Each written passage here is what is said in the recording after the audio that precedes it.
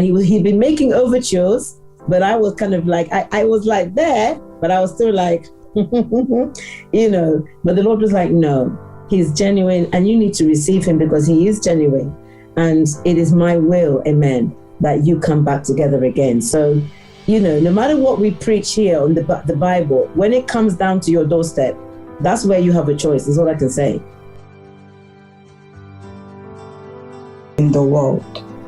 And I know that there's hundreds, if not thousands of people all over the world, because your wife is very known, you know, that is wishing you, you know, all the best, all the happiness, you know, and thanking you. So many are taking their hearts off you. That well done. You have made all of us proud. You have shown us what it feels to say, you know what, I am a believer. I can hear God. And not just can I hear God, but I'm going to obey. Even though I don't understand, you know, but I'm going to obey. And today, hallelujah. God bless you. Okay, let me ask first question.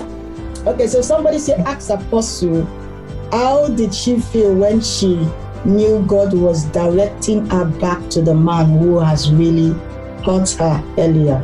Oh my gosh. Let me tell you, at first I was like, you're not serious. And the reason I was saying to the father, you're not serious, is I didn't think I could manage, because I was just feeling like, God, I've gone through enough. I've gone through a lot. I don't think I have it in me. Do you understand? You know, I have it in me to forgive. We'd really forgiven, hadn't we, really? You know, we were co-parenting, but I didn't know if I had it in me to trust him, to love him, to receive him. I didn't know if I had it in me. So I was honest to God, and I was like, am I serious? Are you serious? Then the Lord gave me a dream of him, of my husband, tickling me. And it's come to pass. I won't give you all the details, but it's come to pass. I forgotten I was ticklish. Imagine, he remembered I was ticklish. I didn't know. But in the dream, he was tickling me. And I was like, tickling me? So I was like, So from there, I was like, Lord, what is happening? So I just kind of kept quiet, because I just thought, well, I will see. I didn't even really pray into it. I just said, I will see. I won't say a word. I will see. Then I believe I opened up to Prophetess, and I said, Prophetess, I had this dream. What do you think it means prophetically? And she said, woman of God, your husband's going to reach out to you. That's what she just said. I was like, oh, maybe we'll have another prophetic meaning, amen. He said, woman of God, your husband's going to reach out to you. And I just thought, okay.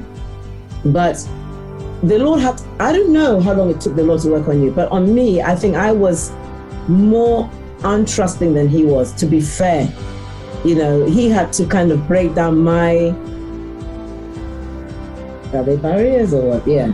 He had to break down my barriers, because I wasn't trustworthy. I was kind of like looking at him with a side eye. Is he serious?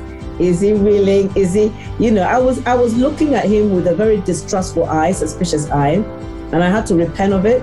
And the Lord one morning, I think it was early on in this month or last month, I can't remember where we're now, we're in May, right? So it must have been last month. As I woke up from sleep, he said to me, get up, get dressed, and come before come before me. He didn't even say come before me. What did he say? Lay before me. He said, get up, get dressed, and lay before me. It was like a command. It was April. Okay, there you go. Get up, get dressed, and lay before me. And that is where the Lord said to me, enough. You've got to open up. You've got to open up.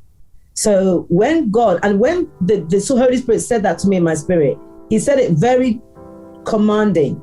Now, I know the Lord deals with me in a very kind of gentle way and everything else, but he said it like, so I thought I was in trouble.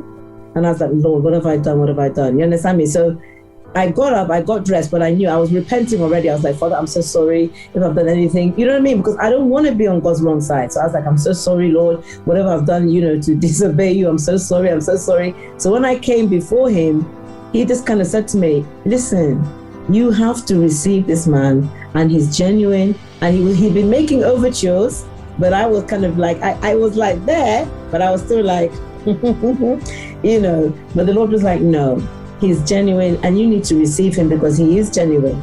And it is my will, amen, that you come back together again. So, you know, no matter what we preach here on the Bible, when it comes down to your doorstep, that's where you have a choice, is all I can say. You know what I mean? Because biblically, I know that God can do it.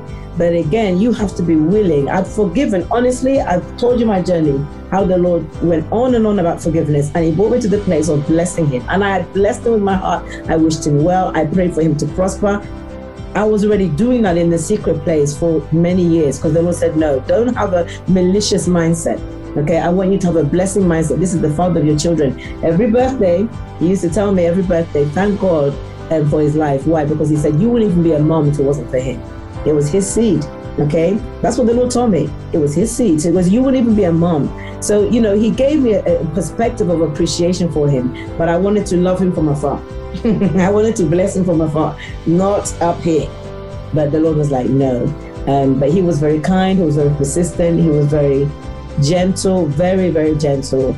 And I used to ask him questions and he was like, well, I feel the Holy Spirit is asking me to do this. And I'd be like, please, do you pray? Please, do you hear from God? And it's not good, but that's how I felt.